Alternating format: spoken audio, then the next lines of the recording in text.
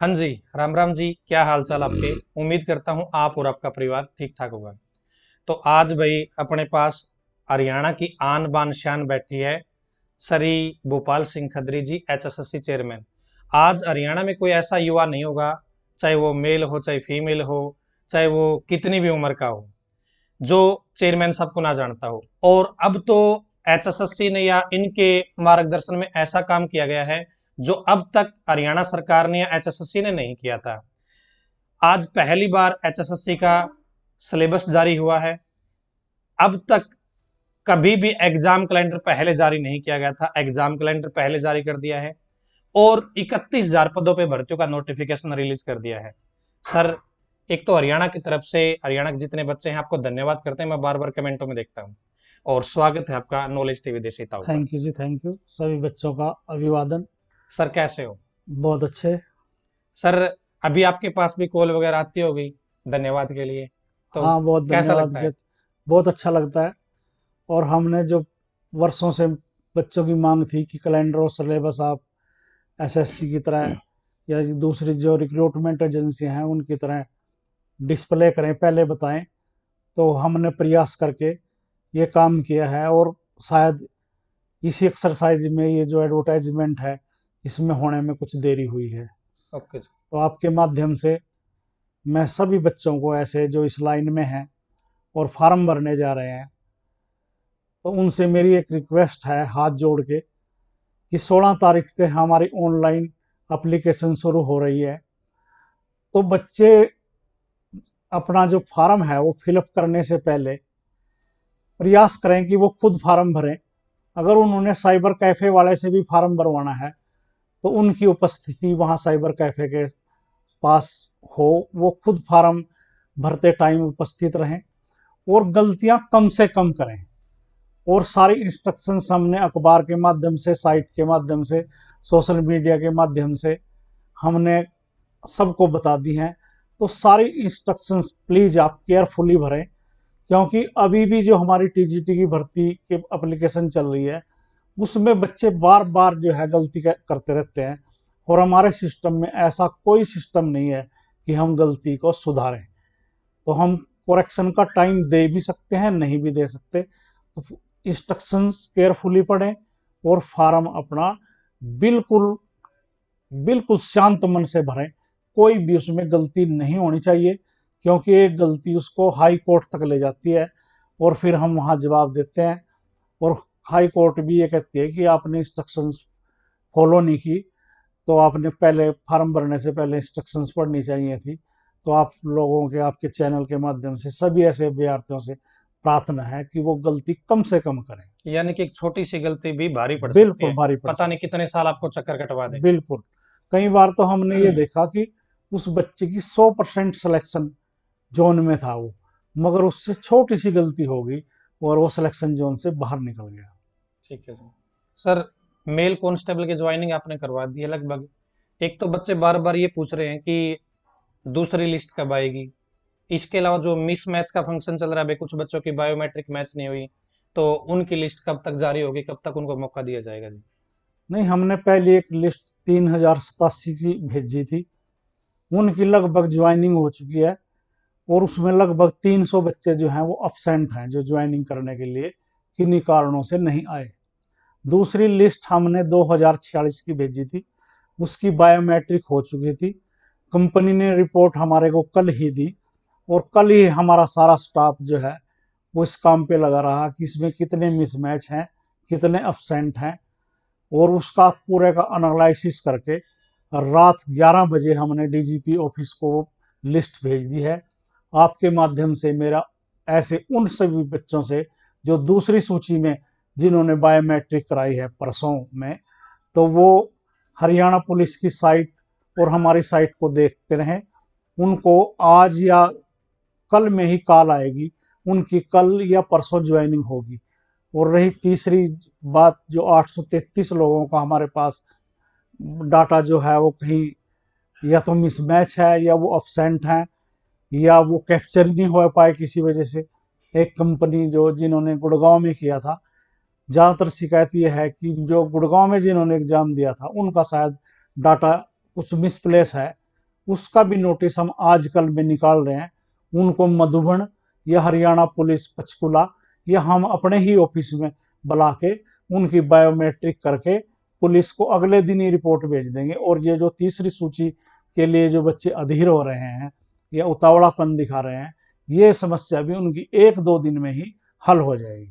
आप पूरा प्रयासरत हो जिसके ऊपर। बिल्कुल प्रयासरत है। और जो जेन्युइन कैंडिडेट है, जो असली कैंडिडेट है, मेरिटोरियस कैंडिडेट है, उसकी ज्वाइनिंग हर हालत में करवा के रहेंगे। दोबारा से कह रहा हूँ, हर हालत में करवा के रहेंगे। पूरे और जोश जो के साथ। फर्जी कैंडिडेट हैं उनको किसी भी कीमत पे बख्शेंगे नहीं। जो हमने बायोमेट्रिक ट्रेनिंग के दौरान भी करानी पड़ जाए। तो राजेश जी, ऐसे केस आए, परसों ही ऐसा केस आया कि एक बच्चा अपना अंगूठा कटवा के लेके आया। अच्छा। अंगूठा ही काट दिया कि ना तो अंगूठा लगेगा और ना मैच या मिसमैच होगा। देखो उस बच्चे ने कितनी गलती की। तो अंगूठा काटने से मैच या मिसमैच की तो उसकी समस्या हल हो गई, पर पुलिस के मेडिकल में बाहर हो गया, मेडिकल में अनफिट हो गया। मेडिकल में अनफिट हो गया। तो बच्चे ने गलती पे गलती कर दी और अपने एक शरीर का अंग भी काट लिया और उसके बाद भी पुलिस ने अनफिट कर दिया। तो इस तरह के बच्चों, इस तरह के प्रयास मत करो, मेहनत करो। 32,000 पोस्टें आपके सामने हैं और 5-6 हजार पोस्टें अगले ही हफ्ते में पुलिस की और आने वाली हैं। तो आप मेहनत कीजिए।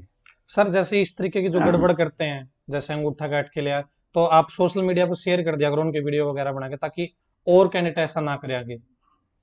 कई बार या देखिए कोई। ऐसा होता है इसमें, कई बार जब हमने वो पुलिस केस बढ़ गया, मतलब हाँ। एक तरह से वो प्रीव्यू में पुलिस के आ गया, एचएसएससी का वहां कोई रोल ही नहीं रहता। तो जब वो एचएसएससी का रोल ही नहीं रहता तो हम वीडियो हम डाल लें या हम उस बात का शेयर करें, वहां उसकी कोई मायने नहीं रहते, क्योंकि वो एक तरह से क्रिमिनल केस बन के पुलिस के मामला चला गया। ठीक है जी। और सर इसी के साथ फीमेल कांस्टेबल भी बार बार आपके सामने गुहार लगा रही कि हमारा क्या गुनाह है। नहीं, फीमेल कांस्टेबल पे देखो अभी स्टे है और 24 अप्रैल उसमें डेट लगी हुई है। जज साहब तो मई की दे रहे थे, हमने बहुत रिक्वेस्ट करके अप्रैल में उसको करवाई है। और शायद अब की बार हम एक्सपर्ट के माध्यम से जो जज साहब हैं उनको कन्विंस कराने में सफल होंगे कि नॉर्मलाइजेशन होता क्या है और नॉर्मलाइजेशन किया कैसे जाता है। और ये जो मेल कांस्टेबल की ज्वाइनिंग हुई है, एक ये भी पक्ष हो जाएगा कि जब मेल की होगी तो फीमेल की क्यों नहीं हो रही है। फार्मूला तो दोनों में एक ही था। तो इससे भी थोड़ा हमारे को बूम मिलेगा और शायद अच्छी खबर मिले अप्रैल में जो हमारी बेटियां तो बहनें आप हैं। अपने लेवल पे काम कर रहे हो जिसपे। पूरा काम कर रहे हैं, हम भर्ती करने के लिए बैठे हैं। भर्ती में करोड़ों रुपए खर्च होते हैं, कोई हम ये थोड़ी चाहते हैं कि भर्ती ना हो। करोड़ों रुपए खर्च कर जब भर्ती ना हो तो ये तो हमारे ऊपर भी प्रश्न चिन्ह है। जितनी हम ज्यादा भर्ती करेंगे उतनी ही सरकार की एचएसएससी की वाहवाही होगी, खासकर मेरी होगी। तो मैं क्यों नहीं चाहता, बड़ाई और मिठाई किसको अच्छी नहीं लगती। तो मैं तो चाहता हूँ भर्ती जल्दी से जल्दी हो। कुछ बच्चों के आरोप भी है जी आपके ऊपर जी। कि अब 1 साल से बच्चे बैठे थे, अपना प्रयास कर रहे थे, कभी कहीं पे कभी कहीं पे, हर भाई नेता के पास भी जा रहे थे, एचएसएससी ऑफिस में भी जा रहे थे, हरियाणा पुलिस डिपार्टमेंट में जा रहे थे, तब तक ज्वाइनिंग नहीं करी। अब इलेक्शन आ गए तो। नहीं नहीं नहीं, बिल्कुल मैं पहले दिन से जो क्लियर था और मैं एजी ऑफिस में और सरकार को ये बार बार बता रहा था कि फीमेल कांस्टेबल पे स्टे है, मेल पे कांस्टेबल पे तो स्टे ही नहीं है। कुछ बातें ऐसी होती हैं मैं सार्वजनिक रूप से नहीं कह सकता क्योंकि वो सरकार या उसमें एजी ऑफिस इन्वॉल्व होता है। मैं पहले दिन से कह रहा था, हमारा पूरा आयोग कह रहा था कि ये फीमेल पे स्टे है, मेल पे है ही नहीं। और आप बार बार जो बात करते हो कि दोनों केस क्लब हो गए हैं, हाँ क्लब हो गए हैं, पर उसमें स्टे कब दिया, दिया ही नहीं स्टे। और जब अब भी फीमेल पे स्टे लेने के लिए अपोजिशन पार्टी या काउंसलर गए तो जज साहब ने खुद, जिसने स्टे दिया हुआ है फीमेल पे, उसने खुद कहा है दिखाइए कहाँ है स्टे मेल पे। तो मतलब इतनी स्ट्रांगली जज साहब ने खुद ही मानना है कि स्टे नहीं है। ठीक है जी। तो फीमेल कांस्टेबल ज्वाइनिंग जल्द हो जाएगी जी, बिल्कुल जल्दी होगी, काम कर रहे हो जी। देर आएंगे दुरुस्त आएंगे। ठीक है जी। सर हरियाणा पुलिस भर्ती की जो नई अभी 6,000 वैकेंसी और भी आपने निकाल रखी है सीईटी के तहत, तो एग्जाम कैलेंडर में उनका जिक्र नहीं किया जी कुछ भी। बच्चे कह रहे हैं कि नहीं, उनका राजेश इसलिए नहीं किया क्योंकि अभी हमारे पास जो उनके रूल्स हैं भर्ती के, आरआर कहते हैं हम जिनको, रिक्रूटमेंट रूल्स, वो फाइनल होके नहीं आए हैं। वो होम सेक्रेटरी से चीफ सेक्रेटरी के पास पहुंच गए हैं और शायद अगले हफ्ते तक वो आरआर जो रूल हैं वो हमारे पास आ जाएंगे। अब की बार उन्होंने अपने जो भर्ती प्रक्रिया है, जो भर्ती का क्राइटेरिया है, उसमें कुछ थोड़ा सा परिवर्तन किया है और परिवर्तित होके वो अगले हफ्ते तक हमारे पास आ जाएगा। और लगभग अगले 10, 12, 15 दिनों में हम पुलिस विभाग की तरफ से जो हमारे पास रिक्विजिशन आ रही है 5,000 मेल और 1,000 फीमेल कांस्टेबल के लिए, उसकी भी ऐड निकाल देंगे और साथ के साथ डेट भी बताएंगे कि हम इस तारीख को आपका एग्जाम लेंगे। ठीक है सर जी, यानी कि हरियाणा पुलिस की भर्ती आ रही है, बच्चे परेशान ना हो, आपको भी मौका दिया जाएगा पुलिस में लगने का। इसके साथ सर आपने टीजीटी की भर्ती निकाल रखी है 7,500 पदों पे, ऑनलाइन फॉर्म भरे जा रहे हैं, लेकिन सर उसमें बहुत ज्यादा प्रॉब्लम आ रही है बच्चों को, फॉर्म एक्सेप्ट नहीं हो रहे, लास्ट में जाके वो नॉट एलिजिबल कह रहा है, या 2015 के एचटेट आपने वैलिड किए थे वो भी अभी तक नहीं शायद। नहीं, ये सारी समस्याएं हल हो गई हैं। कई बार समस्याएं क्या है, जो वर्किंग में टीचर है उसका एक्सपीरियंस को वो उठा नहीं रहा है।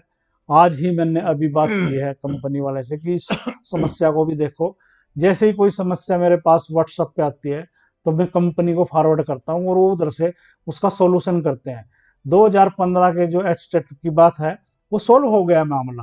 कुछ जो था साइंस में कई ऑप्शन है कि उनकी क्वालिफिकेशन जो है, हम्म। एसेंशियल क्वालिफिकेशन और करके है, तो हाँ। कई क्वालिफिकेशन को सिस्टम उठा नहीं रहा था, वो उठा रहा है।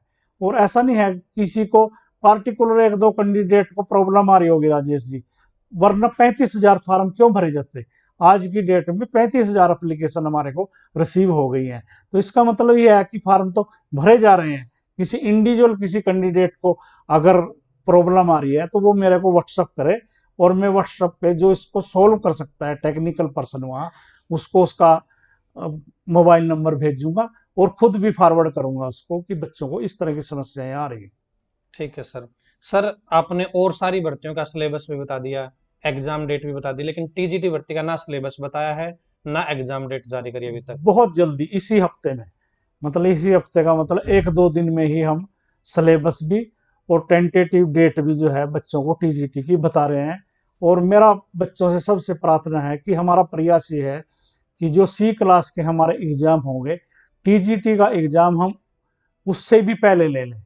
तो ये मान के चलें आप अप्रैल के लास्ट में या अप्रैल के मिड में हम टीजीटी का एग्जाम लेने जा रहे हैं।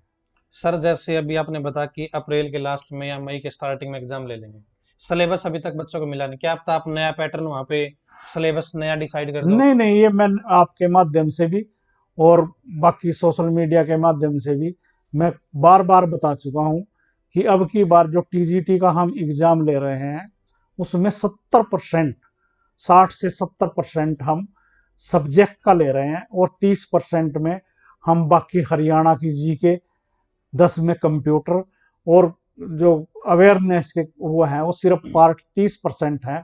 जैसे कोई हिंदी का किसी को टीचर लगना है तो हिंदी का लिटरेचर, हिंदी की व्याकरण, हिंदी के गद पद सद, ये सब ऑथर कौन है उसके, तो इसी से सिलेबस आपका 70% आने वाला है। ये बात मैं लगभग 6 महीने पहले कह चुका हूँ। हाँ, ये हमारा जो नोटिस है या सिलेबस अभी अथोराइज हमारी वेबसाइट पे नहीं आया, वो 1-2 दिन में आ जाएगा। पर फिर भी आपके माध्यम से बच्चों कह रहे हैं कि जो सिलेबस है वो 70% उसी से संबंधित आएगा जिसका वो टीचर लगने जा रहा है। ठीक है जी।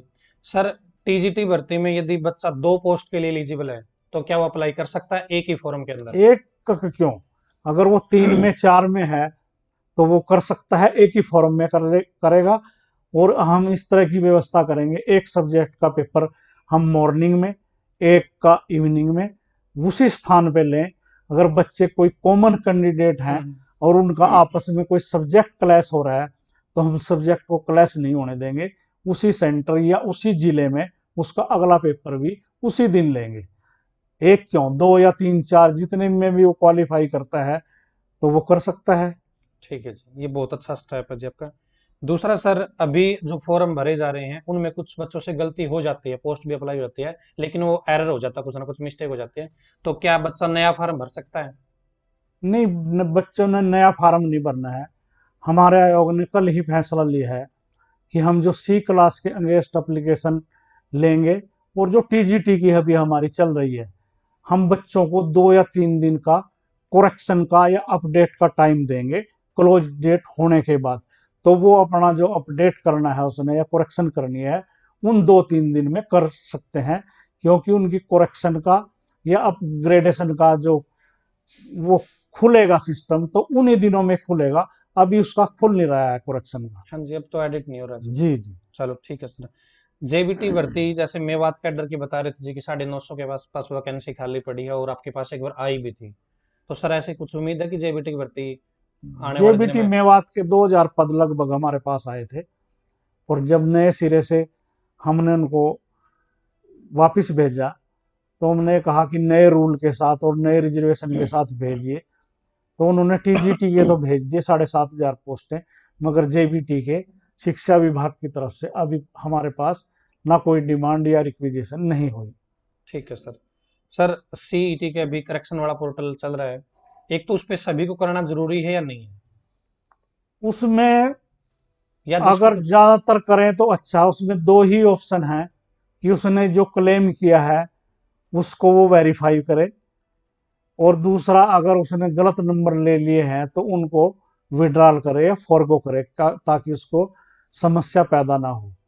तो उस अभी हमने एक नोटिस निकाला हुआ है कि ईएसपी और ईडब्ल्यूएस, इन दोनों को तो करना बहुत ही जरूरी है, क्योंकि इन दोनों का स्टेटस चेंज होता रहता है। आज ईडब्ल्यूएस हूं मैं, कल ना रहूं। हाँ। जिस दिन फार्म भरा था उस दिन मैं ईडब्ल्यूएस था, आज नहीं हूं, मेरी इनकम बढ़ गई है। तो उन दो के लिए तो कंपलसरी है, या शायद 3 ईएसपी के लिए भी है। ईएसएम और ईडब्ल्यूएस। हाँ, इन तीन दो का हमने नोटिस निकाला हुआ है। और अगर बच्चे दूसरे भी जिनका क्लेम किया हुआ है, वो उसको किसी तरह से वेरीफाई करना चाहते हैं कि मेरा क्लेम सही है, तो उसके सपोर्टिंग डॉक्यूमेंट अपलोड कर सकता है वो। मतलब किसी को प्रॉब्लम नहीं है तो उनके लिए कंपलसरी नहीं है? कंपलसरी कोई नहीं है, हम उसकी बात मान लेंगे, और डॉक्यूमेंट वेरिफिकेशन पे उसका जो है, उसको अगर गलत है तो बाहर निकाल देंगे उसको। ठीक है सर। तो रिवाइज रिजल्ट भी जारी होता होगा फिर तो जी? रिवाइज कुछ रिजल्ट बच्चों भी का अपडेट रिजल्ट होगा जी? होगा।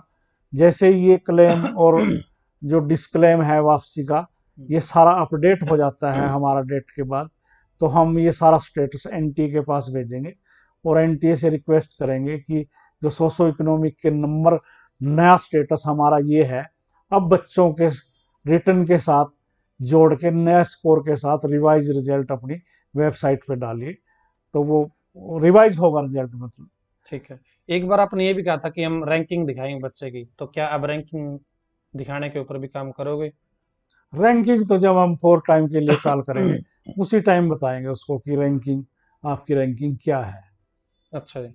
एक रिवाइज्ड आंसर की हुई है या नहीं हुई, वो भी अभी तक बच्चों को नहीं पता जी। ये ऑब्जेक्शन मांगे हमने थे आपने। एनटीए से रिक्वेस्ट की है कि आप रिवाइज आंसर की डालिए, और जो फाइनल रिजल्ट आपने कौन सी आंसर की के आधार पे दिया है, ये आप डिस्प्ले कीजिए। तो ये एनटीए का काम है। हम दोबारा आप रिमाइंडर भेज के उसको रिक्वेस्ट करेंगे कि एग्जाम होने से पहले ये दोनों चीज़ें क्लियर कर दें, वरना इस तरह के केस कोर्ट में जाते हैं कि क्या कौन सी आंसर की से हाँ, हमारा फाइनल रिजल्ट रिजल्ट बनाया था।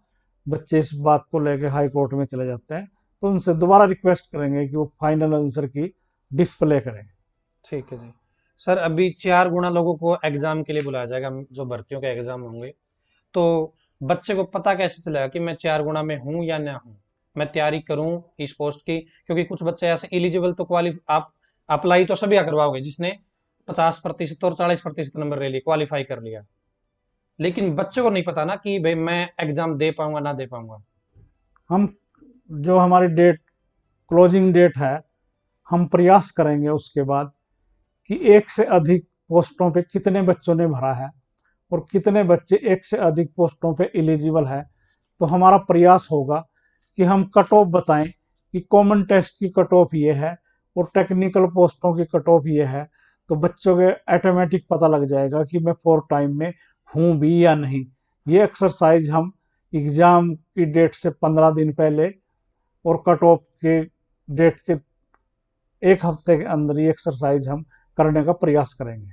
कुछ बच्चों के ये शिकायत आ रही है जैसे मैं भाई बेंगलोर से नौकरी छोड़ के आया हूँ, 2 महीने में पढ़ूंगा, मेरे को लास्ट में पता चलेगा एग्जाम, एडमिट कार्ड तो 7 दिन पहले या 10 दिन पहले आएंगे जी। उस टाइम तक तो जो समय है वो निकल चुका होगा, चाहे वो तो यूजफुल रहेगा नहीं, उसके वो लिए या जिस वो खराब हो जिस जाएगा। जिस पोस्ट को वो इजीली समझता है और ये सोचता है कि इसमें मैं मास्टर हूँ, इसकी मेरी पूरी तैयारी है, उसकी पूरी तैयारी करे वो। हमारे सामने तो कॉमन टेस्ट है। अब हम 386 कैटेगरी के, हमारे पास 32,000 पोस्टें हैं। 386 कैटेगरी के हम अगर एग्जाम लेने लगे तो 5 साल भी नहीं होते। तो ये तो बच्चों की डिमांड पे भी, सरकार के सुझाव पे भी और हमारे आयोग ने फैसला लिया है कि हम 58 कॉमन ग्रुप बनाएं, तो उसको ध्यान में रखते हुए किया है। और जब कोई पॉलिसी हम अडोप्ट करते हैं उसमें कुछ लोगों को सुविधा भी होती है, किसी कुछ को असुविधा भी होती है। हर बिल्कुल सर। सुविधा और असुविधा को और ध्यान में रखते हुए करें तो ये काम सिरे नहीं चढ़ सकता। बिल्कुल सर, ये चीज आपने स्टेप अच्छा लिया कि कॉमन बना दिया, आपने ग्रुप से ले लिया।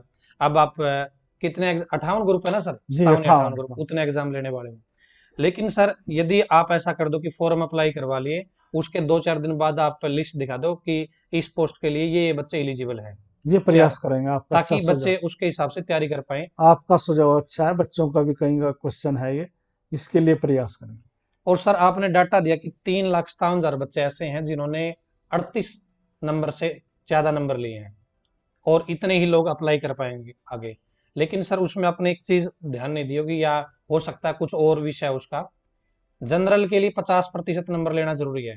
लेकिन आपने जो डाटा दिया है 3.5 लाख बच्चों का, उसमें तो आपने 40% के हिसाब से दिखा रखा है, ठीक नहीं, है। हमने सबका उठा लिया ना।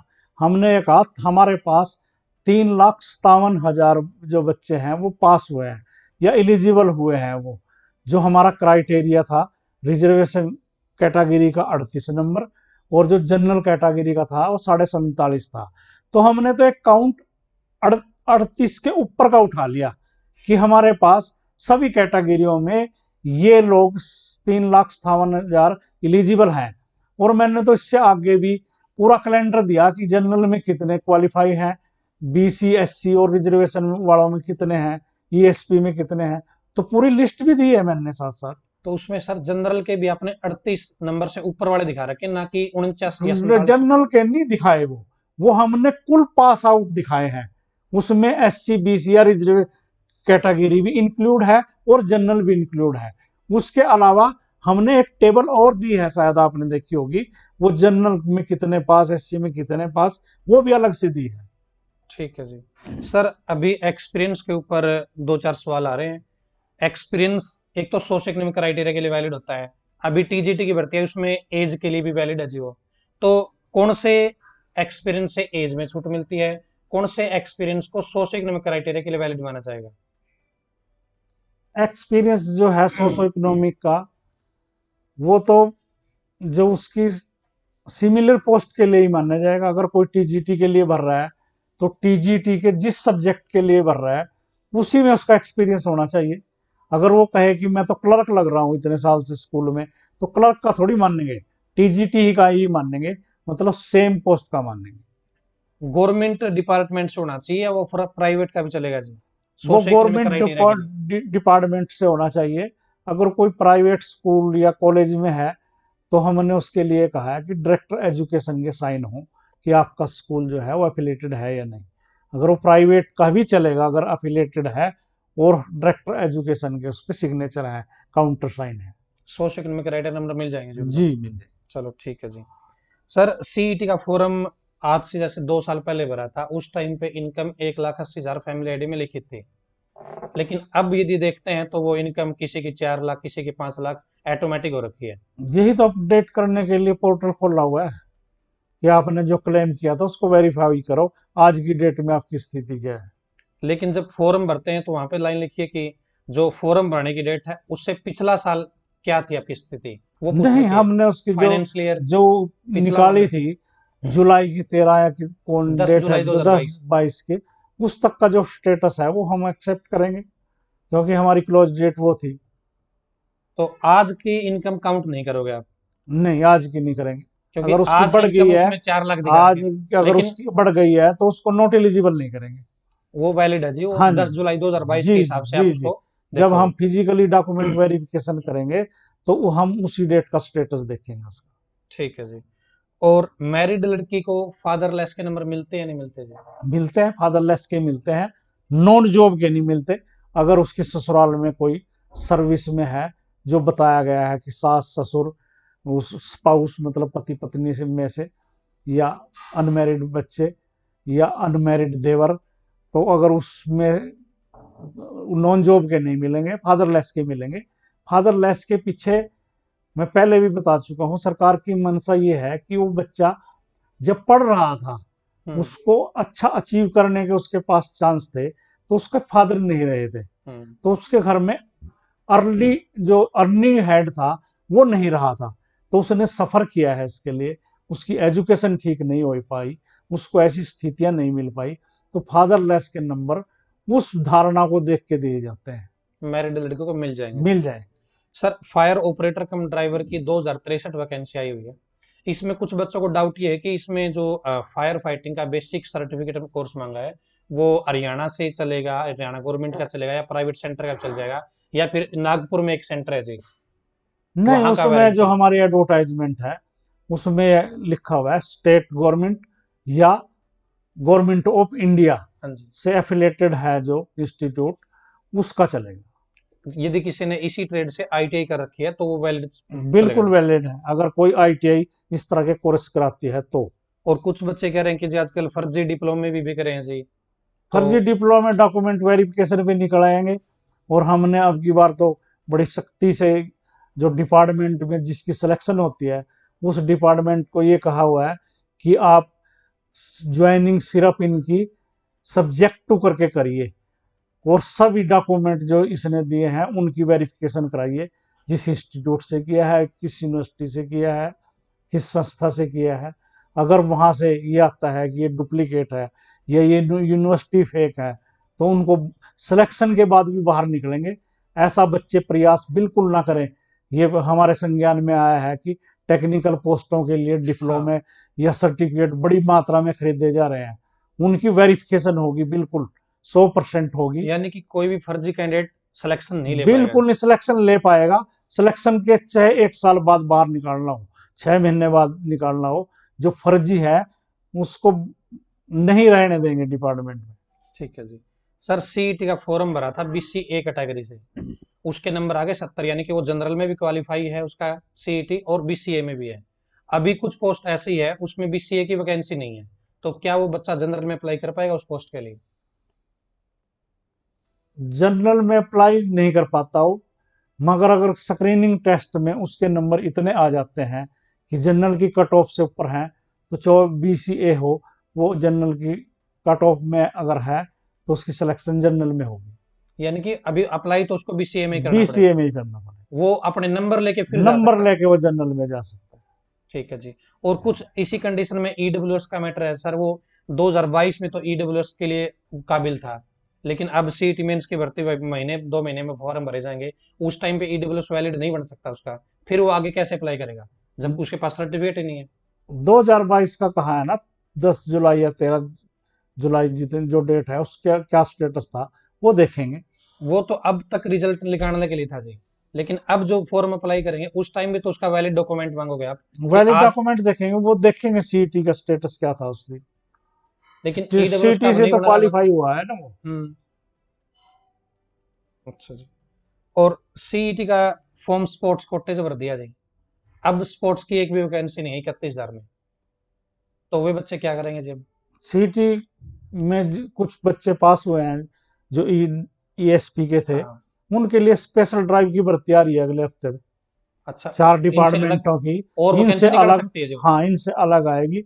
और हम सरकार से ये पूछ रहे हैं कि जब हम टेस्ट लेंगे, उनका टेस्ट इनके साथ लें या उनका एग्जाम अलग से लें। अभी सरकार ने ये क्लियर करना है। कुछ डिपार्टमेंटों ने तो हमारे पास रिक्विजिशन भेज भी दी थी, जैसे एजुकेशन डिपार्टमेंट ने, तो हमने ये कहा है कि हम उनके ऊपर सीटी लागू करेंगे या ये भर्ती सीटी से एग्जेम्प्ट होगी। ये 2 बातें हमारे को बताओ, और ये भर्ती अलग से करें हम इसके स्पेशल ड्राइव में, या सीटी के जो अन्य कैंडिडेट हैं, मेन कैंडिडेट हैं, उनके साथ करें। ये 2 चीजें 2-4 दिन में सरकार की तरफ से क्लियर होके आ जाएंगी। मगर जो ईएसपी की जो भर्ती का वो डिमांड है वो अगले हफ्ते तक आ रही है कि चारों डिपार्टमेंट ने अपने जो है रिक्विजिशन सरकार के पास अब भेज दी। स्पोर्ट्स की वैकेंसी केवल इन 4 जो अभी डिसाइड करे थे अभी पीछे, तक तो यही है, उन्हीं में आगे की जाएगी। सरकार क्या निर्णय लेती है वो अलग बात है। ठीक है, तो अब इन वैकेंसी में जो अभी नॉर्मल आई हुई इनमें अप्लाई नहीं कर पाएंगे बच्चे? नहीं कर पाते क्योंकि इनमें सीट ही नहीं है। अगर वो भरना चाहे तो जनरल में अप्लाई करे। तो जनरल में अप्लाई कैसे करेगा जी? आप कह रहे हो कैटेगरी उसको चेंज नहीं कर उसका सकता? अगर उसके जनरल से ऊपर ज्यादा नंबर हैं और वो ईएसपी की पोस्ट ही नहीं है तो हम उसके उसी से अधिकार से थोड़ी छीन सकते हैं उसको कि वो अप्लाई ही ना करे। तो अप्लाई कर अभी सकता है मैंने वो। सवाल आपसे पहले पूछा जी, बीसीए वाला, बीसीए की वैकेंसी बीसीए नहीं? की अलग चीज है, अच्छा, ईएसपी का अलग है। ठीक है जी। अभी एक पीछे कोर्ट केस का ही मामला था जी, ऐसे योग्यता सर्टिफिकेट में, कि यदि बच्चे ने जनरल की रेस को क्वालिफाई कर लिया है तो आगे वो भर्तियों में चेंज कर सकता है जी, अपनी कैटेगरी अप्लाई कर सकता है जनरल के लिए भी। कोर्ट ने डिसीजन दिया है ऐसा मेरे संज्ञान में नहीं है। एलिजिबिलिटी सर्टिफिकेट के अगर बारे है में। तो स्टडी करेंगे इस चीज में। और ग्रुप डी में स्पोर्ट्स की वैकेंसी होगी जी कुछ? क्योंकि ग्रुप डी में तो भी बोला हुआ नहीं, ना, ग्रुप डी में तो दस बाहर परसेंट की ही नहीं, ग्रुप डी में होगी 3% जो है। ठीक है जी। ये सिर्फ सी में की है, डी में तो रहेगी स्पोर्ट्स ठीक है। पर्सन हरियाणा की। पुलिस का तो सर नोटिफिकेशन आप अलग निकालोगे? बिल्कुल नया इसके अलावा नोटिफिकेशन कुछ नई ऐड, क्योंकि उसका क्राइटेरिया चेंज होगा बाकी जी? पोस्टों से कुछ अलग है। उसमें पीएसटी पीएमटी भी है, तो इसलिए उसकी ऐड अलग से ही आ रही है। अभी और सीईटी अभी जो में 58 ग्रुप है शायद 59 पुलिस का अलग से ग्रुप होगा। ठीक है सर, इनके अलावा जो 31,000 पोस्ट निकाली हुई है, इनमें कुछ ऐसी वैकेंसी जिसमें फिजिकल की मांग कर रखी है, जैसे फॉरेस्टर की वैकेंसी है, उसमें आपकी रेस भी है और फिजिकल स्टैंडर्ड भी मांग रखा है, तो उनमें फिजिकल पहले होगा या फिर रिटर्न के बाद होगा? अभी हम इस पे विचार कर रहे हैं और बहुत जल्दी ही एक नोटिस निकाल के हम पूरा जो क्राइटेरिया है वो बताएंगे और सीक्वेंस बताएंगे कि हम पहले क्या करने जा रहे हैं। स्किल टेस्ट लेने जा रहे हैं, पीएमटी पीएसटी करने जा रहे हैं, जैसे प्रिजन के वार्डन है, रेंजर है, डिप्टी रेंजर है, गार्ड है। इस तरह की पोस्टें हैं जिसमें क्वालिफिकेशन, एसेंशियल क्वालिफिकेशन के साथ साथ मेजरमेंट भी है और वॉकिंग या रेस भी है। तो उन पोस्टों को अलग करके प्रयास करेंगे कि स्किल टेस्ट हम उनका पहले लें और रिटन टेस्ट बाद में लें। ठीक है सर। सर जैसे एमपीएसडब्ल्यू मेल की वैकेंसी है, बता रहे हैं कि 8 साल से नहीं निकाली।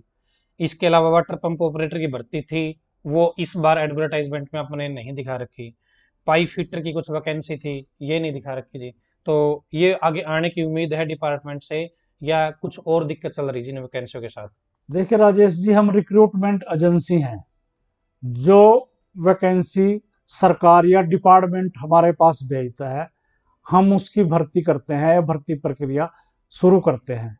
ऐसी बहुत 3,000 पोस्टें लगभग ऐसी हैं जो हमने डिपार्टमेंटों को, जो सारी वैकेंसियां 32,000 हमने वापस करके रूल चेंज करने के लिए दी थी, या सोशो इकोनॉमिक नए सिरे से जो सोशो इकोनॉमिक का मेथड आया है उसके हिसाब से करने के लिए हमने लगभग सारी पोस्टें वापस कर दी थी। और उनमें से 3,000 पोस्टें ऐसी हैं जिसमें MPHW या जो ऑपरेटर की बात कर रहे हैं आप, और भी बहुत सी ऐसी पोस्टें हैं, लगभग 12-13 कैटेगरी ऐसी हैं, और कुल 3,000 पोस्टें ऐसी हैं जो दोबारा से सरकार या डिपार्टमेंट ने हमारे पास नहीं भेजी। तो हमारे पास तो जो डिपार्टमेंट या सरकार रिक्विजिशन भेजता है हम तो उसकी भर्ती करते हैं। हम पोस्टों को क्रिएट थोड़ी करते हैं वो कि तो कौन सी डिपार्टमेंट भर्ती होगी, सरकार का नहीं, काम ये है। तो सरकार का या डिपार्टमेंट का काम है। ठीक है जी। तो आईटीआई की कुछ पोस्ट निकली हो, जैसे एएलएम की है, एसए की है जी।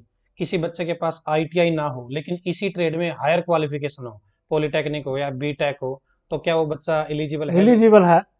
ये बहुत बहस का विषय पीछे भी बना, और आपने देखा होगा कि पूरे हरियाणा में 2 ग्रुप बन गए थे, एक हायर क्वालिफिकेशन वाला और जो एक एसेंशियल क्वालिफिकेशन आईटीआई हाँ डिप्लोमा जी। वाला। तो ये क्लियर है, सीएस जो चीफ सेक्रेटरी की इंस्ट्रक्शंस है कि आप हायर क्वालिफिकेशन को इग्नोर नहीं कर सकते। वो उसकी बेसिक एसेंशियल क्वालिफिकेशन है।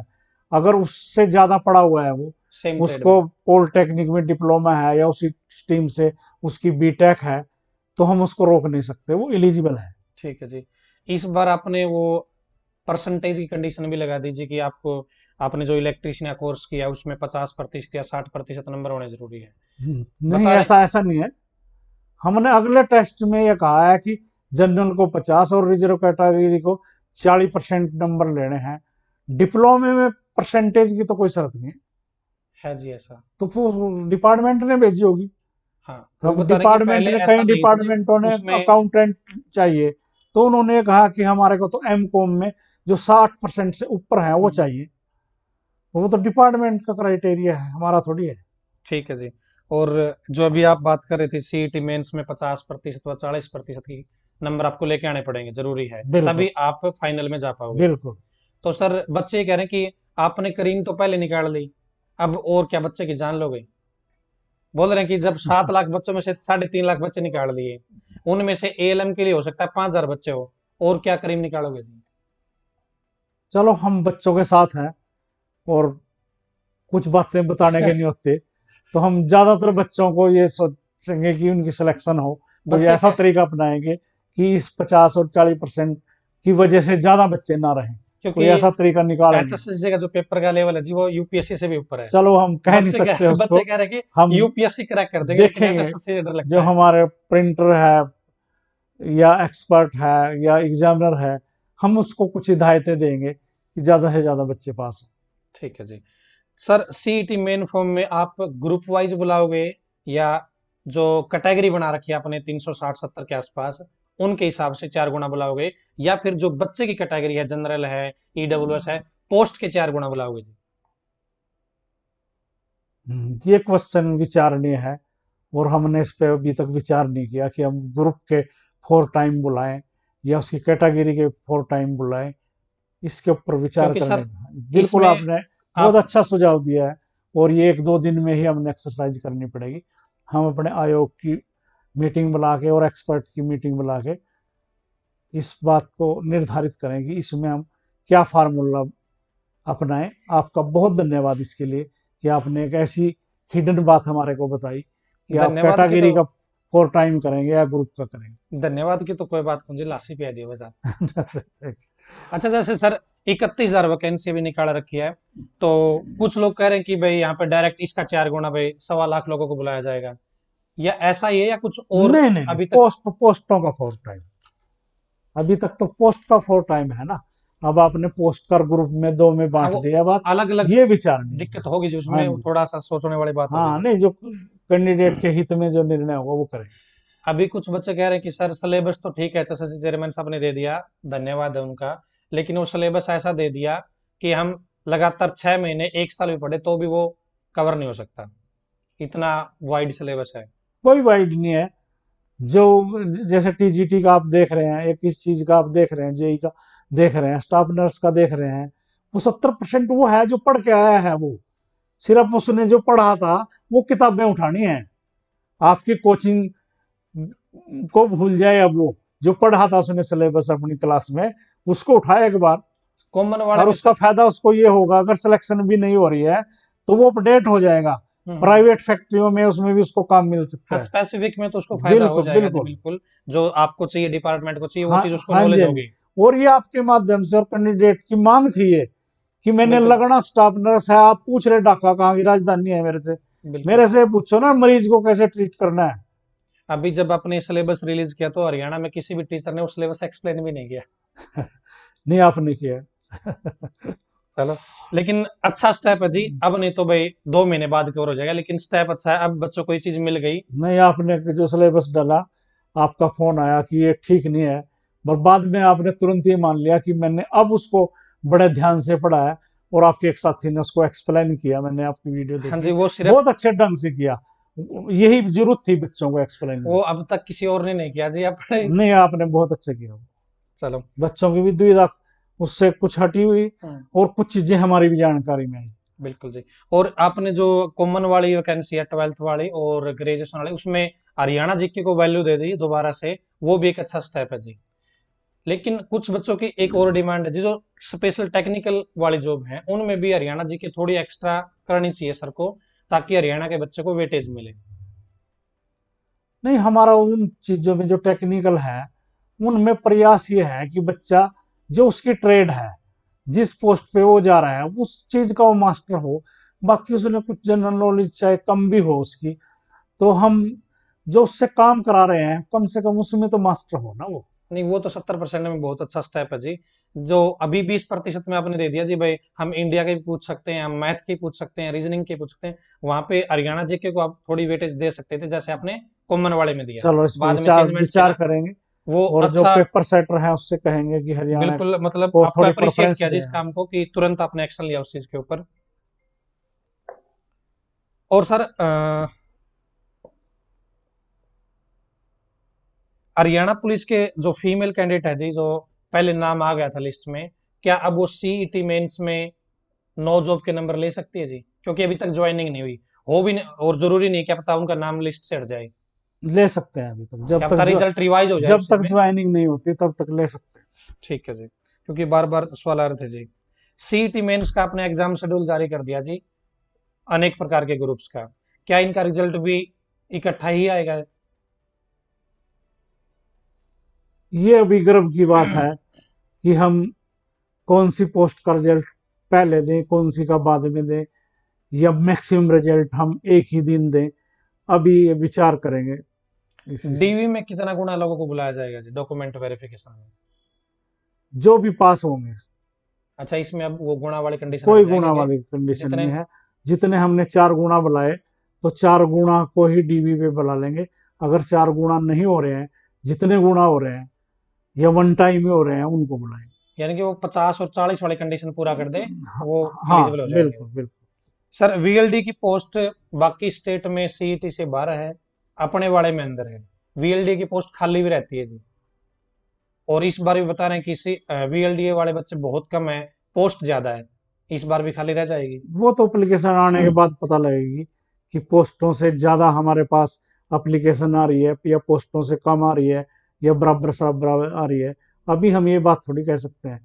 जब एप्लीकेशन कॉल होके लास्ट डेट हो जाएगी, ये सिनेरियो तो तब हाँ, उत्पन्न तब होगा। सामने आएगा जी। ठीक है जी। सर क्लर्क भर्ती को 3 साल हो गए, वेटिंग वाले बच्चे इंतजार कर रहे हैं।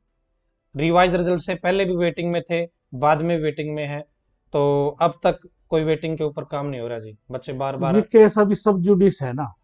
जो बच्चे बाहर हो गए थे दूसरी, उसमें जब दूसरे हमने रिवाइज रिवाइज का। रिजल्ट डाला तो लगभग 950 के करीब बच्चे बाहर हो गए थे। उन्होंने अपनी सर्विस पे स्टे लिया हुआ है। तो वेटिंग तो तब क्लियर होगी अगर वो बच्चे बाहर होंगे। तो उन्होंने तो बाहर होना ही है आज निकल, क्योंकि वो तो फेल हो गए हैं अब दूसरी लिस्ट में, रिवाइज रिजल्ट में, या नॉट एलिजिबल हो गए हैं। अभी तो मतलब ऑलरेडी ज्यादा लोग काम कर रहे हैं जी क्लर्क पोस्ट पे। नहीं, ज्यादा नहीं कर रहे हैं, वेटिंग क्लियर नहीं हो रही है। लगभग वेटिंग भी तो इतनी थी जितने आज अपने स्टे लिए बैठे हैं। ठीक है, जो हटने हाँ थे जी, जब उन्होंने वो स्टे लिया हुआ हटेंगे है, तब वेटिंग लिस्ट वो अभी ड्यूटी कर रहे हैं जी। ड्यूटी कर रहे हैं। ठीक है जी। और स्पोर्ट्स पर्सन की ग्रुप डी की लिस्ट और लगेगी जी अभी? वो मतलब पहले वाली पेंडिंग पड़ी, आप पिछली बार भी कह रहे थे कि इसके ऊपर काम चल रहा है और करवाने वाले हैं। हमने 2-3 लेटर जो है सीएस को लिख दिए हैं, उनका अभी तक कोई जवाब नहीं आ रहा था। तो एक बार उन्होंने जवाब लिख के भेज दिया था कि स्पोर्ट्स कोटे के इतने बच्चे आप और भेज दो, वेटिंग में से उठा लो। तो फिर हमने लेटर लिखा कि आपने कुल काउंट करके भेज दिया कि 350 या 373 भेज दो। हमने बाइफरकेशन में चाहिए कि जनरल के कितने भेज दो, एससी के कितने भेज दो, बीसी के कितने भेजें, एक्स सर्विसमैन कितने भेजें, हैंडीकैप्ड कितने भेजें। तो अभी तक वो लिस्ट नहीं है सरकार की तरफ से आई हमारे पास। पर ये अभी तक जो वेटिंग है ये स्टैंड कर रही है। ये नहीं है कि अभी एक्सपायर नहीं सर हुए। एक्सपायर नहीं हुई, और सरकार ने ये नहीं कहा कि इस चीज को भूल जाओ अब हमने नई भर्ती करनी है। अभी ये एग्जिस्ट कर रही है। ठीक है सर। सर जैसे सीईटी का फॉर्म जब पहली बार भरा गया तो वो जनवरी 2021 से लेके 31 मार्च 2021 तक भरा गया था। उसके बाद में कुछ लोगों की शादी हो गई, उन्होंने फैमिली आईडी अलग बनवा ली। पहले फॉर्म भरा था जिसमें पेरेंट्स भी साथ थे, अलग फैमिली आईडी थी, अब अलग हो गई सिंगल वाइफ की और हस्बैंड की। तो इस सिचुएशन में आगे कैसे क्या प्रोसेस होगा जिनको, कैसे उनका प्रोसेस चलेगा, कैसे आप चेकिंग करोगे उनकी? हम तो अपने कट ऑफ डेट का स्टेटस देख रहे हैं, इस हमारी कट ऑफ डेट में क्या स्टेटस था। नहीं, पहले तो वो माँ बाप की फैमिली आईडी में थे जी, लेकिन शादी होने के बाद उन मियाँ बीवी ने अलग बनने वाली फैमिली आईडी, फॉर्म तो माता पिता वाली फैमिली आईडी से भरा हुआ है ना। तो इससे फर्क क्या पड़ता है उसका? आप माता पिता वाले के हिसाब से ही उसको पूरा प्रोसेस करोगे। हाँ, उसको ये तो कह नहीं सकता कि मेरे माँ बाप सर्विस में थे और मैं नॉन जॉब का नंबर ले लूं। अब हाँ, वो तो चाहे अलग उसमें हो चाहे। लिखा हुआ है कि माँ बाप सर्विस में, चाहे वो अलग भी रहते हो। और सर मैंने आपको एक ग्रुप बताए थे 368 और 69, उसमें आपने एज कम कर रखी है 18 से, एक में 22 है एक में 26 है। वे पोस्ट सिंपल एज की है। और जो प्रिजन डिपार्टमेंट की है, जेल विभाग की है, उसमें वार्डर और फीमेल वार्डर की है, उसमें एज आपने 18 से 42 कर रखी है। बच्चे कह रहे हैं कि ये बाय मिस्टेक है या ये रूल ही ऐसा है। आप बार बार राजेश जी ये कहते हो कि आपने कर रखी है, और मैं बार बार ये कहता हूँ कि नहीं हम सर, नहीं कुछ भी करते। जो मिस्टेक क्लैरिकल मिस्टेक डिपार्टमेंट में था। हमारे पास भेजता है, क्राइटेरिया या नॉर्म्स भेजता है, हम उसको कॉपी कर देते हैं एडवर्टाइजमेंट में। पर आपने कहा कि 18 से 22 है उसमें, और उसका मेजरमेंट भी देख रहे हैं, फिजिकली भी देख रहे हैं उसमें। इसमें हम देखेंगे कि ऐसी कौन सी पोस्टें हैं जिसमें हमने 18 से 42 लिख दिया, उनमें 18 से 27 या 18 से 30 या 18 से 26 निकलना चाहिए था। वो हम देखेंगे इन चीजों को। ठीक है जी। एक बच्चे ने सर डिस्टेंस से ग्रेजुएशन करी, उसी टाइम पे उसने रेगुलर आईटीआई कर ली सेम टाइम पे, अब वो दो पोस्ट के लिए एलिजिबल है, क्या वो वैलिड बच्चा है नो जी? वैलिड, कोई वैलिड नहीं है। वो एक चला रूल है सकता है। सरकार के, भारत सरकार के, कि एक टाइम में आप एक ही कर सकते हो। अब सरकार ने जो है एक रूल निकाला है, यूजीसी ने, कि अगर आप एक परमानेंट आप पोस्ट ग्रेजुएट कर रहे हैं तो एक आप प्राइवेट भी कर सकते हैं। अभी तक रूल लागू नहीं हुआ, तो पीछे तो जिसने किया वो नॉट एलिजिबल होगा, क्योंकि एक टाइम में आप एक ही कोर्स या एक ही डिग्री कर सकते हो। यानी कि उसको एक ही में बिल्कुल एक ही में। चलना चाहिए आगे जी। हाँ जी। ठीक है जी। सर एजुकेशन क्वालिफिकेशन कब तक की काउंट करी जाएगी?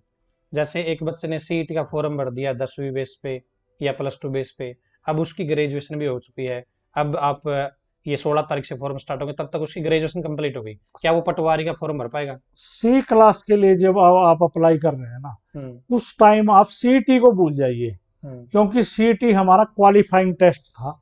ठीक है। और डी के लिए 10वीं और सी के लिए 12वीं करना अनिवार्य था। हाँ जी। और हमने सीईटी का फॉर्म भरते टाइम उससे उसकी क्वालिफिकेशन मांगी ही नहीं थी। हमने सिर्फ जो हमारा एसेंशियल क्वालिफिकेशन थी, मिनिमम क्राइटेरिया। 10th या +2, उससे वो मांगी थी।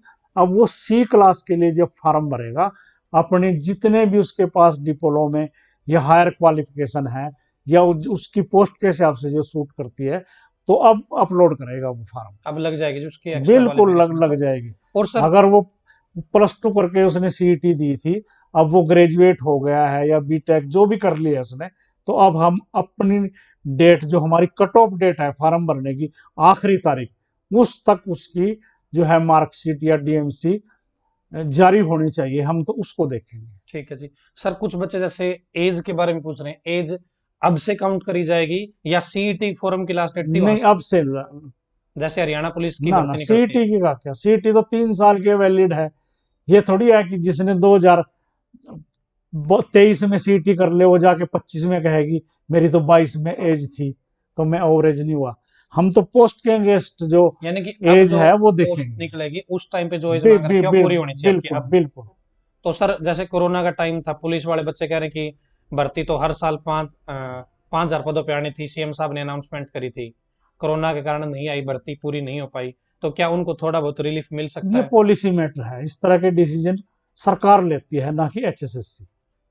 आप रिक्वेस्ट डाल सकते हो जी इस हाँ, कोई तरीके, प्रेजेंटेशन मेरे बच्चों की आएगी, तो जो आप भी मेरे फॉरवर्ड कर पास सकते रिक्वेस्ट आती है मैं सरकार को फॉरवर्ड करता हूँ। हो। अच्छा सर, ये 4 गुणा वाला रूल और क्वालिफाई के मामले बार बार कोर्ट केस भी चल रहा है, बच्चे भी आपके पास आ रहे हैं, तो ये कुछ सुधार होने की उम्मीद है या नहीं इसमें?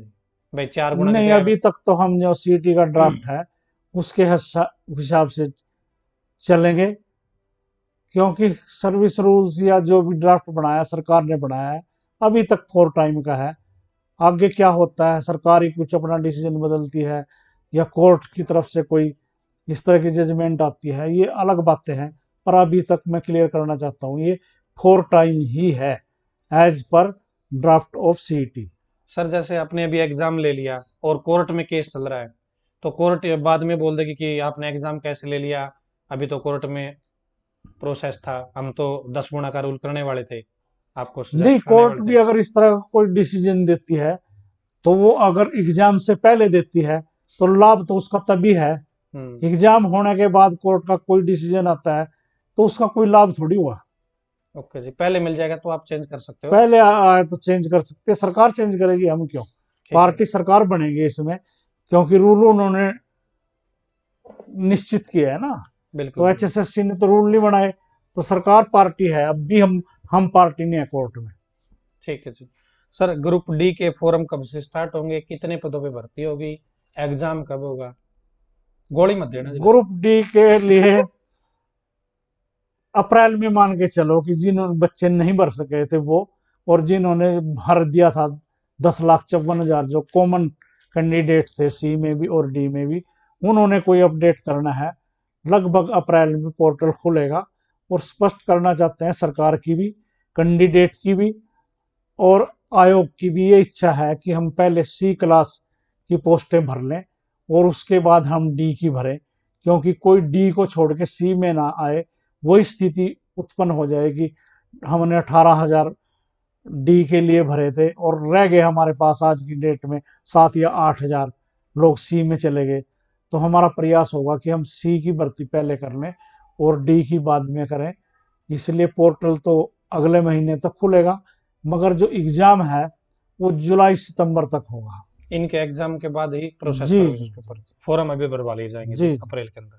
सर एक डाइटिशियन की पोस्ट आई हुई है, उसमें क्वालिफिकेशन का मैटर बता रहे बच्चे, कुछ की गड़बड़ है। उसमें बता रहे कि आपने जो पढ़ाई मांग रखी है उसके लिए एलिजिबल योग्यता मांग रखी है, वो हरियाणा में कोई करवाता ही नहीं, ना यूनिवर्सिटी करवा रही, ना ही कोई कॉलेज करवा रहा है। आप लोगों के माध्यम से और बच्चों की रिप्रेजेंटेशन से और व्हाट्सएप पे मैसेज, सोशल मीडिया पे हमारे संज्ञान में ये बात आई है। और आपने देखा होगा हमने कल ही उस बारे में एक कोरिजेंडम निकाल दिया है। उसमें कुछ डाइटिशियन के स्पेलिंग में भी और कुछ क्वालिफिकेशन को भी लेके जो डिस्प्यूट था वो हमने कोरिजेंडम के माध्यम से क्लियर कर दिया है। और कुछ हमारे पोस्टों में जो हमारी एससी बीसी की सीटें हमने ज़्यादा दिखा दी थी, वो जनरल की ज़्यादा थी ना कि एससी बीसी की। ये दोनों थी ना कोरिजेंडम, और ये जो कॉमन दोनों ग्रेजुएशन और पोस्ट ग्रेजुएशन के, हाईलाइटर आया था जी ये जी। हमने कोरिजेंडम करके क्लियर कर दिए है। और अभी अभी भी अगर कोई डाउट है तो बच्चे हमारे को रिप्रेजेंटेशन दे सकते हैं। जैसे कल ही हमारे पास कोचेज के जो कैंडिडेट वो आए थे, तो हमने उनकी गंभीरता से बात सुनी, और जिन जो कुछ उन्होंने कहा हमने उसको मान के अपने सिलेबस में चेंज कर दिया। क्यों, उन्होंने ये कहा कि ये तो हम पढ़ते ही नहीं जब कोर्स करते हैं हम कोचेज के लिए। उनका सवाल ये थे कि आप गेम से संबंधित भी प्रश्न पूछिए। तो हमने उनको यहाँ समझाया कि हम कॉमन टेस्ट ले रहे हैं, अगर हम खो खो के खिलाड़ी से और क्रिकेट दूसरे के खेल। पूछें या उसे कबड्डी के पूछें या वॉलीबॉल के पूछें, तो ऐसा तो हम पार्टिकुलर गेम के तो नहीं पूछ सकते। मगर कॉमन पूछ आपने रहे। कोर्स में क्या पढ़ा था, और एक खिलाड़ी के लिए कॉमन क्या बातें हो सकती हैं, चाहे वो किसी भी गेम का खिलाड़ी है, हम ज्यादातर पर्सन वो पूछेंगे। और वो संतुष्ट हो गए कि आपकी बात ठीक है कि मैं क्रिकेट का खिलाड़ी हूँ और पूछ रहे आप मेरे से तीरंदाजी का, तो वो संतुष्ट हुए। तो कुछ बच्चे ही पूछ रहे हैं जी, आपने कोई बच्चों को संतुष्ट करने का कोई कोर्स वगैरह कर रखा है क्या जी? आप जो भी यहाँ पे आता है उसको संतुष्ट करके ही भेजते हो? नहीं, ऐसा नहीं है कि 100% संतुष्ट होते हैं, संतुष्ट भी नहीं होते। सोशल मीडिया पे पता नहीं क्या क्या मेरे को कहते भी हैं लोग, और जो मिलने आता है वो भी कह के जाता है कि चलो देखें हाई कोर्ट में देखेंगे, ऐसा करके जाता है। शायद मेरे ही खिलाफ केस लड़ रहे हो, एचएसएससी के खिलाफ ना लड़ रहे हो। पर चलो मैं सकारात्मक रूप से लेता हूँ कि किसी बच्चे की कोई प्रॉब्लम मेरे से सोल्व हो जाए, व्हाट्सएप से हो जाए, किसी मेरे से मिलने से हो जाए, और उसकी जेन्युइन है। हम जेन्युइन को ही तो कर सकते हैं, अगर कोई बिल्कुल। गलत उसकी बात है तो उसको तो हम मान ही नहीं सकते। नहीं, यही अच्छी बात है जी आपके बारे में। मतलब हर बच्चा ही कहता है भाई वहां पे जाते हैं ना, कम से कम प्रॉब्लम सुनी तो जाती है हमारी। नहीं, सॉल्व भी करते हैं अगर उसकी जेन्युइन समस्या अब है। चलो बहुत अच्छी बात है। एक सर फार्मासिस्ट वैकेंसी का भी आपने मॉडिफिकेशन अभी जारी किया था, लेटर, उसमें क्या चेंजमेंट किया है जी? वो बता रहे कि फार्मासिस्ट में कुछ डिप्लोमा वगैरह है उसमें एडमिशन की डेट पहले वो वैलिड था, अब वो वैलिड नहीं होता जी, कुछ ऐसा कुछ किया था। मेरे संज्ञान में नहीं है। अच्छा जी। और सर सीईटी फॉरम में नाम वगैरह की मिस्टेक थी क्या? अब जो आप फार्म भरवाओगे नाम अपने हिसाब से सही डाल सकता नहीं डाल सकता बिल्कुल बच्चा? डाल सकता है। और यहीं तक नहीं, जब वो डॉक्यूमेंट वेरिफिकेशन पे आएगा, एक एफिडेविट लेके आ जाए, तो हम उस टाइम भी उसको ठीक करेंगे उसको। ठीक है जी। तो बहुत सारे सवालों के जवाब चेयरमैन साहब ने दिए हैं, और इतने सवाल हो गए होंगे शायद चेयरमैन साहब थक गए होंगे जवाब देते देते। अभी सर को बहुत ज्यादा मतलब बिजी थे, मैंने मुश्किल से बोला सर मैं एक बार टाइम दे दो, और एक बार टाइम लड़ेंगे बाद तो मैं छोड़ कौन करता। सर आप कुछ मैसेज देना चाहते हो कि आप इतनी भर्तियां करने वाले हो अभी 2-4 महीनों में, तो बच्चे गलत राह पे ना जाए, कुछ आपका संदेश किस तरीके से भाई फोकस करें अपने काम पे जिससे उनकी नौकरी निश्चित हो? हरियाणा के बच्चे जो हैं, पूरे हमने देश में देखा है कि वो सरकारी नौकरीकर्ता को प्राथमिकता देते हैं। तो अभी हमने 32,000 लगभग पोस्टें सी की निकाली हैं, 6,000 हम पुलिस की निकालने वाले हैं, और डी की निकालने वाले हैं। इस तरह से लगभग हम 60-62,000 पोस्टें जो हैं वो लगभग जनवरी 24 तक भरने वाले हैं। तो बच्चों से मेरा अनुरोध ये है कि अगर वो सरकारी सर्विस पे आना चाहते हैं तो वो अपने पोस्ट के हिसाब से अभी तैयारी करें।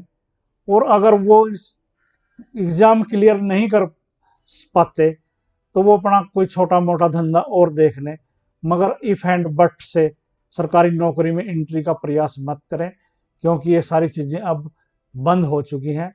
और अब तो उसकी योग्यता ही उसके काम आएगी। जैसा किसी ने कहा है कि आंधियां ही करेंगी चिरागों का फैसला, जिस दिए में तेल होगा वही जलेगा। चलो आजकल वैसे गैस चूल्हे आ गए जी, दूसरे लैंप लूंप आएंगे चलो, सर ने बहुत अच्छा मैसेज दिया है, जिसमें दम होगा वो नौकरी ले पाएगा।